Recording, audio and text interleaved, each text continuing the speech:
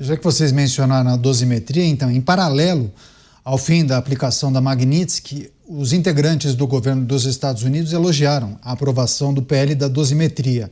Pelas redes sociais, o número 2 do secretário de Estado, Marco Rubio, disse que o avanço na tramitação dessa proposta marca um primeiro passo para combater o que chamou de abusos do judiciário e normalizar a relação entre os dois países. Christopher Landau é um dos maiores críticos das autoridades brasileiras, mas ressaltou que a preocupação americana está na perseguição e censura contra as redes. Você, delegado Palumbo, a diplomacia dos Estados Unidos elogiando a aprovação, avanço do PL da dosimetria, talvez tenha batido lá como um passo enorme no sentido de tirar as pessoas da cadeia, como se fosse uma anistia, tanto que o servidor chegou a se manifestar usando o termo anistia ao invés de dosimetria. Você acha que o entendimento foi distorcido ou é isso mesmo? Dá para a gente conectar o PL da dosimetria à aprovação a essa medida que foi tomada no dia de hoje? Eu tenho a impressão que foi distorcido, porque senão a direita não estaria reclamando, estaria tido como uma vitória. E quem está levando isso como uma vitória nesse jogo de narrativas é a esquerda. Inclusive falando que o Itamaraty, fontes ligadas ao Itamaraty já estavam sabendo do que iriam acontecer. Acho pouco provável isso também, mas não dá para falar que foi por conta da dosimetria, que não se confunde com a anistia. Essas pessoas continuarão cumprindo penas, né? Vão passar o Natal, o Réveillon dentro da cadeia, muito provavelmente pela morosidade do próprio Congresso Nacional, e se o presidente vai vetar ou não, passarão um carnaval dentro da cadeia. Pessoas que foram injustiçadas, pessoas que não deveriam sequer estar presas, pessoas que estão atrás das grades, longe do convívio com a sua família. E é claro, é óbvio, concordo com o Bruno, a esquerda vai usar isso como uma narrativa de vitória. Só que, repito, a gente não sabe o que vai acontecer daqui para frente. A gente não consegue entender neste momento, é muito prematuro a gente falar, o que vai acontecer daqui para frente. Quais serão as próximas atitudes do presidente americano? Será que realmente foi a dosimetria ou será que mais para frente teremos algum tipo de surpresa? Não sabemos. Só o tempo irá dizer, Caniato. Parece um jogo de pôquer, né, Mota? Ninguém desce a carta, a gente não sabe exatamente qual é a mão do outro. E aí eu fico imaginando, bom, se é o PL da dosimetria o causador de tudo isso, uma responsabilidade tanto para o presidente da República, né? Porque ele fica pensando, veto trechos desse PL ou não? Se vetar, será que outras autoridades serão sancionadas? Um desafio, um exercício para todos nós aqui. Não me parece que o governo brasileiro esteja muito preocupado, Caniato. Eu acho que isso talvez seja um sinal para ajudar a gente a descobrir por onde a gente está indo, né? Pelo contrário, o que a gente viu, e eu não digo isso com alegria, mas o que a gente viu, essa é a realidade. Foi o governo brasileiro cada vez mais confortável, participando de reuniões com Donald Trump, tirando fotografia, fazendo discursos com declarações sem pé nem cabeça, sem nenhuma preocupação com coerência, sem nenhuma preocupação nem com a possibilidade do que ele estava dizendo ali afetar de alguma forma a posição dos Estados Unidos. Quando a gente olha para as últimas semanas, com essa informação que a gente tem agora, as coisas ficam... talvez já tivesse alguma informação, já alguma decisão já tivesse sido tomada e estava-se só esperando o momento adequado. Porque eu não vejo de forma nenhuma, nem do governo, nem do Estado brasileiro, a exibição de qualquer tipo de preocupação. Como eu falei no meu primeiro comentário, as medidas do Estado brasileiro que levaram à imposição das tarifas e das sanções continuaram na mesma velocidade e até se tornaram mais graves. E aí agora a gente vê essa resposta dos Estados Unidos e essa declaração oficial de apoio nesse projeto de dosimetria. Eu sempre deixei aqui a minha posição bastante clara quanto a isso, né? Cada um tem uma percepção diferente sobre o que está acontecendo. A minha percepção é muito clara. Eu sempre defendi aqui que o único caminho é a anistia. Qualquer outro caminho é confiar em mecanismos institucionais que a gente já viu que não funcionam. Rápida parada para você que nos acompanha pela rede.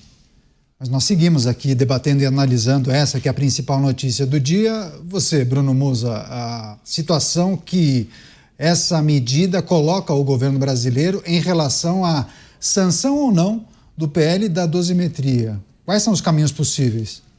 Veja, me parece claramente que essa mudança do governo tão repentina americana tem muito a ver com os interesses próprios, como todos nós aqui colocamos. E por que eu diria isso? Porque, veja, eu fico aqui pensando, me corrija se eu estiver errado, pessoal, mas eu não lembro de alguém que tenha sido colocado como sancionado e logo depois retirada a sanção. Por mais que muitos deles possam ter saído ali digamos, do holofote principal, mas continuam dentro da OFAC como sancionado.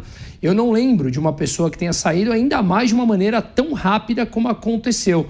Então fica muito claro que, na minha opinião, há algum tipo de negociação. E aí eu fico pensando, eu concordo com o Mota. Para mim, não se confia, no geral, no sistema político. Esse, para mim, é uma condição filosófica de vida. Então, o caminho seria a anistia, porque você permitir algum tipo de intransigência, algum tipo de inconstitucionalidade, você já permitiu que, digamos, o vírus entrasse no corpo e dali ele vai crescer novamente. Como você para esse processo? Então eu acho muito perigoso confiar nisso, mas me parece que o acordo é pela dosimetria e não pela anistia. Infelizmente, eu acho que vai por esse caminho. E aí o presidente Bolsonaro poderia sair, não sei, solto em quanto tempo? Um ano e pouco, tem aquelas leis de bom comportamento, etc. Só que isso já teria passado o processo eleitoral, ele se manteria como inelegível. E aí eu fico pensando, aonde entrariam essas negociações de benefício para os Estados Unidos? O único ponto que eu consigo chegar é realmente ele recuar nas tarifas, porque foram negativas para o americano médio, e ele não sofreria o tal do taco, do Trump always chickens out, como se ele tivesse recuado do nada. Então, parto para uma negociação, recuei, mas não foi do nada. E, por outro lado, uma boa interlocução com o regime ditatorial de Nicolás Maduro para ele simplesmente sair, o que também é menos custoso política e financeiramente para o governo Trump. São as únicas duas coisas que, até o momento, pelo menos, me vêm à cabeça, viu, Caniato? Pois é. Mota, daqui a pouco a gente vai receber a rede, vou passar um minutinho para você.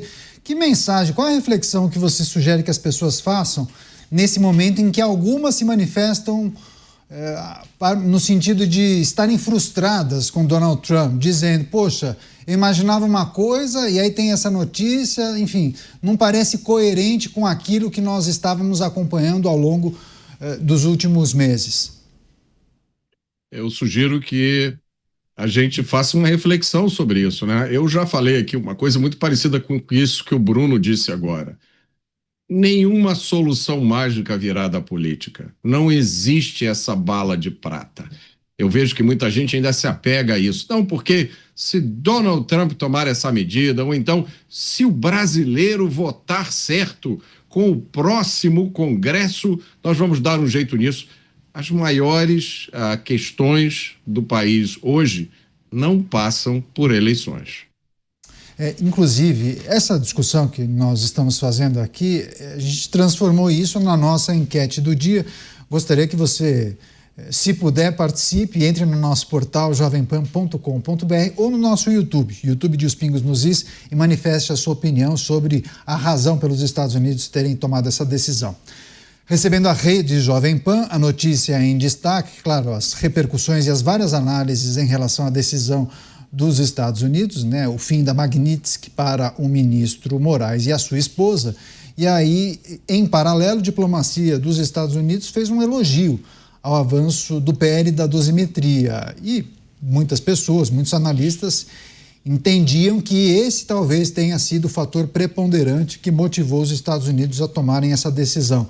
Há quem entenda também, delegado Palumbo, que os Estados Unidos, em algum momento, teriam caído na real, na avaliação de alguns, e quiseram se livrar do problema, entendeu? Ok, acabamos com a Magnitsky, Eles fizeram um movimento do lado de lá, aprovaram o PL da dosimetria, agora estamos quites.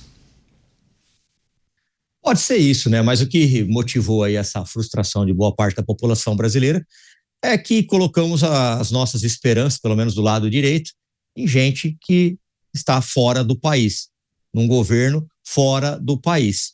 E a gente tem que entender que um presidente de uma nação cuida dos seus próprios interesses, que não tem bonzinho na política mundial e nem na nacional. Cada um vai cuidar dos seus interesses. E ele está pensando, obviamente, nos Estados Unidos. A gente se frustrou com senadores, a gente se frustrou com deputados, a população se frustra o tempo todo, e com razão, com razão. Me lembro quando acabou as eleições, agora temos o Congresso de direita, agora a coisa vai andar. E não é bem assim. A gente viu que as pessoas vendem os seus votos, que as pessoas trocam os seus votos por cargos, por emendas, por poder, que as pessoas, políticos que eu digo, não são as pessoas, são os políticos, que eles acabam falando uma coisa na eleição, votando outra, se omitindo muitas vezes, o que frustrou a população. Então, quando veio essa sanção por parte do governo americano, parte da população que é de direita, que acredita numa renovação, colocou todas as esperanças no governo americano, que agora toma essa atitude, revertendo as sanções, e a gente não sabe o que vai acontecer daqui para frente. A esquerda está cantando vitória antes do tempo, tem aquelas teorias das conspirações, como o próprio Mota falou, não, porque agora o governo americano também ficou sabendo que tempos atrás esses mesmos ministros votaram contra o governo de esquerda, e agora votou contra a direita, então não é pessoal. Estão falando diversas teorias, falando que o Itamaraty já sabia, a esquerda querendo levar vantagem sobre o que aconteceu, mas pode ser que daqui para frente, ou daqui a pouco tempo, haja uma outra reviravolta, né? O que a gente não pode acontecer, aquilo que a gente não pode esperar, na minha opinião, é depositar as nossas esperanças em governos estrangeiros que vão pensar no seu país e no seu povo. E se tiver alguma coisa que prejudique o seu país, o seu povo, eles não vão estar nem aí para nenhuma nação do mundo. Agora, Bruno Musa, politicamente, como essa decisão afeta a direita brasileira, mas eu acho que dá para fechar um pouco mais. O movimento bolsonarista, muitos entendiam que a ida de Eduardo aos Estados Unidos, a proximidade que ele tem com alguns integrantes da família Trump, fizeram dele o porta-voz ou o interlocutor número 1 do Brasil com os Estados Unidos por meio dessa relação pessoal. E como isso acaba afetando, enfraquece, é preciso considerar que isso tem algum tipo de peso no início do processo eleitoral? Enfim, qual é o exercício que a gente deve fazer? Veja, uma bela pergunta. Eu acho que o processo eleitoral, como eu mencionei essa semana aqui, ele está completamente em aberto ainda, tá, Canhato? Para mim, a política nada surpreende, a gente tem falado disso aqui, vou até parar um pouco do que nós três falamos agora aqui numa literatura, mas antes disso, só responder a você, eu acho que talvez no dia que saiu, hoje especificamente, que a coisa esteja fervendo, borbulhando, parece que acabou, foi totalmente, acabou o tal do bolsonarismo, acabou a candidatura do Flávio, se é que ela vai vingar ou não, eu acho que o tempo vai dizer. Imaginemos que daqui um mês a candidatura do Flávio simplesmente cresceu, se tornou realmente uma pré-candidatura, se transformou numa candidatura, esse processo vai passar. O Brasil é cheio de crises, e uma crise a gente esquece da outra, talvez em questão de minutos, porque a gente tem uma capacidade tremenda de gerar novas crises. Então, eu acho que está tudo em aberto. Claro que a esquerda vai usar esse discurso, vai colocar a culpa no próprio Eduardo, inclusive o centro, a centro-direita. Eu já estou vendo aqui os debates nos grupos, colocando a culpa realmente no Eduardo Bolsonaro. Eu acho tudo muito precipitado, eu acho tudo ainda muito raso, porque sequer sabemos do que de fato foi negociado. Eu acho que devemos ter essa própria humildade. Agora, para aqueles que se frustram com a política, talvez um recado amparado aqui numa literatura interessante é que eu cada vez mais me frustro menos com os políticos. Por quê? Deixa uma recomendação aqui muito brilhante, pelo menos eu gosto muito de um livro, que chama O Caminho da Servidão, escrito por Hayek. E ele foi prêmio Nobel em 74, ele escreveu nos anos 40, após a Segunda Guerra. Tem um capítulo muito interessante de ser lido que chama Por que os piores chegam ao poder? E basicamente, o que ele coloca, de forma rápida e sucinta, é que, obviamente eu estou falando na grande média, sempre há exceções, tá, gente? Mas por que a grande média que chega ao poder são sempre formados pelos piores? Porque se você é ético, moral e competente, você tem incentivos financeiros, incentivos intelectuais no setor privado muito maiores do que na política. Consequentemente, aqueles que são morais, éticos e competentes, na grande média, gente, repito, vão ficando pelo caminho e abrem espaço simplesmente para os políticos de plantão atuarem lá. E aí você, quando chega no auge da política, o sistema político, em especial brasileiro, ele é carregado de incentivos perversos para você parasitar em cima do orçamento. E ao fazer isso, são os piores na grande média que lá estão, parasitando em cima de orçamento trilionário. Então, você se frustrar com isso, talvez seja uma ingenuidade nossa. Se nós encararmos de frente como a política funciona, como podemos alterá-la, talvez seja um caminho muito menos de frustração. Pois é, inclusive, enquanto o Bruno se encaminhava para o final do seu comentário, o Mota compartilhou aqui com a gente uma manifestação do senador Flávio Bolsonaro. Foi isso, Mota? Inclusive, ele faz uma leitura diferente daquela que muitos estão fazendo, né? Uma leitura diferente da maioria, mas uma leitura alinhada com essa possibilidade que o nosso Palumbo sugeriu aqui. O Flávio está dizendo aqui, o presidente Donald Trump faz um gesto gigantesco pela anistia no Brasil. Em suas palavras, um primeiro passo em direção ao fim dos excessos e o início do caminho para que a relação Brasil-Estados Unidos volte à normalidade. Vamos votar o projeto de lei da anistia semana que vem no Senado. E sendo aprovado, não tenho dúvida de que os Estados Unidos retirarão totalmente as sobretaxas dos produtos brasileiros exportados para lá. Então, talvez esteja aí, né, Palumbo? Talvez seja essa a boa surpresa, uma votação no Senado que coloque no projeto de dosimetria um dispositivo que o transforme em anistia, né? É bem interessante. Vai lá, delegado. É isso mesmo, Mota. Concordo contigo, concordo com o Flávio, né? Eu acho que a gente tem que aguardar se foi um gesto, se não foi, qualquer tipo de análise agora seria prematuro. E até o próprio Eduardo Bolsonaro, ele foi bastante comedido nas suas palavras referindo-se ao presidente Donald Trump. Tem que ser assim mesmo, não dá para entrar em choque neste momento, porque a gente não sabe o que vai acontecer. Nós não temos a mínima noção do que vai acontecer. Por isso também acho muito prematuro a esquerda já começar a cantar como uma vitória, dizendo que foi o governo brasileiro, que é a vitória da esquerda. Eles estão sendo bastante prematuros e amanhã eles podem tomar um balde de água fria. Como também não acredito que a culpa disso seja de Eduardo Bolsonaro. Eu acho que o Trump, ele é o presidente dos Estados Unidos. Você pode até falar com ele, você pode conversar com ele, você pode fazer chegar algum tipo de informação, mas ele sempre vai se pautar de acordo com os interesses da sua nação. E a gente não sabe como vai ser movida essas peças aí desse tabuleiro aí do jogo de xadrez. É interessante, a manifestação de Flávio Bolsonaro poderia ser um cenário muito factível, né? Afinal, o Senado vai votar o PL da dosimetria e, inclusive, comenta-se a possibilidade de apresentação de uma emenda que poderia transformar o PL da dosimetria em PL da anistia, Bruno Moza. Pois é, agora partamos do princípio que isso venha ocorrer. Veja que a gente está conjecturando uma série de fatores aqui. Se isso que o Mota acabou de ler, imaginemos que isso de fato ocorra. Olha como o cenário muda por completo. Muda para o Flávio, muda para a candidatura dele, muda de piora para a esquerda, como o Palumbo acabou de colocar. Então, veja, eu acho que nós temos que ter muito cuidado ainda em ler, em fazer esse tipo de análise ou de assumir qualquer tipo de fato, quando talvez nós saibamos menos de 1% do que está acontecendo ali nos bastidores. Muito interessante esse posicionamento. Só o tempo dirá, veremos.